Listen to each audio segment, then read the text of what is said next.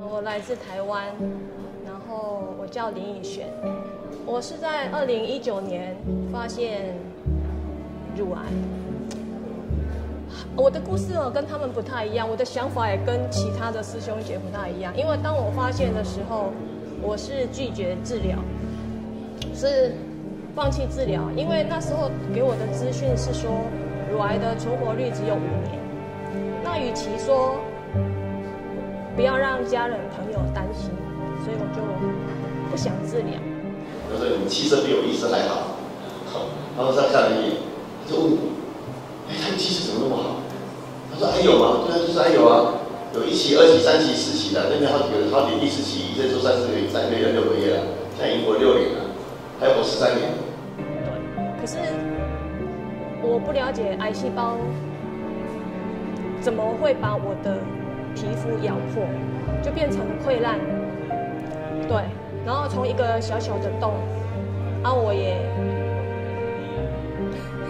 我也傻傻的过就对了啦，反正就一直溃烂，溃烂到我的家人，那时候一直叫我回来，因为我自己一个人住在彰化，然后我的家人是住在台南，他就说你回来治疗。对啊，那时候已经到了我的腰背痛痛到没有办法走路，就是要拄着登山杖，我不是拿拐杖，我是拿登山杖才有办法这样忍着痛走路。对，然后我就去门诊的时候，我的医生说你要不要先打1支止痛针啊？我还很坚强的说我不想要做啊。对，我也不知道当时的想法，反正我就放弃，不是排斥哦，我是放弃治疗。对，然后后来接受治疗的时候，伤口师都说我的溃烂伤口不会愈合，可是经过我姐姐，我有一个很好的姐姐，她帮我，然后住了1个多月的化疗，然后又敷药，就愈合了。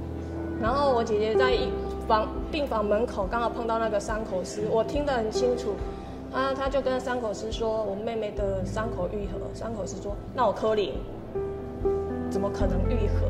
对，是这样子。然后我治疗到一半的时候，因为会照电脑断层嘛，那医生告诉我说你的癌细胞都靠边边站着，表示我那半年治疗癌细胞好像没有减少。那我就想说，要不然自然疗法，不是癌细胞厌氧嘛，怕热吗？那我就去爬山。对，我很认真，每天下午1点，因为那时候最没有人，因为我那时候也很怕接触人，我自己没有办法过我自己心里这一关。对，以前的行跟现在的行也不太一样。对，然后我就每天都去爬山，可是我都流大量的汗，流到那个山友碰到我说：“那我水也滴了啊，那是啥？”我说：“那是流汗啊。”我说：“你确定那是汗吗？”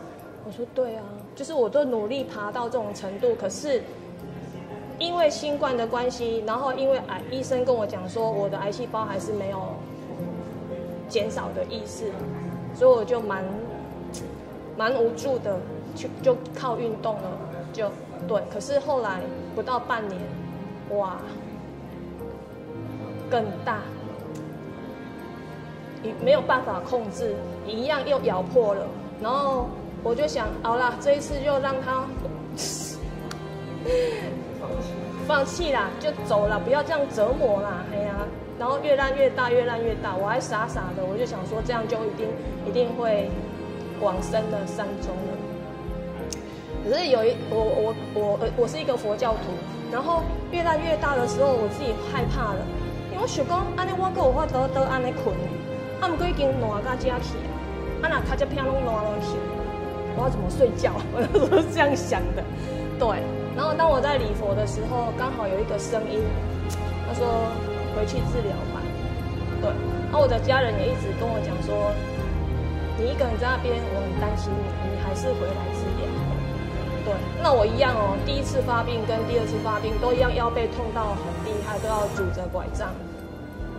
对，然后就这样治疗，又是碰到那个伤口师，他就很清楚的告诉我，其实他第一次对我关心的时候，我说哦，这个伤口师不错哦，转变了哦，对人比较温柔了。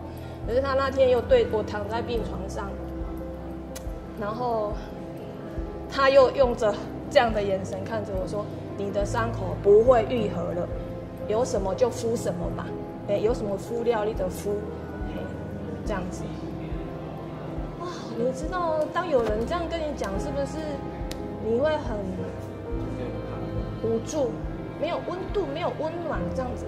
然后我觉得我很幸运，我碰到后来他换了一个伤口师，那个伤口师叫美莲，非常好，他就跟我聊天，他只要有空来，刚好要敷我的伤口，就来跟我聊天。那我觉得哦，好温暖哦，因为当我们生病的人是无助的，是需要温暖的。你免给他讲大道理，但是你给我适当的温度温暖，我就会觉得 OK。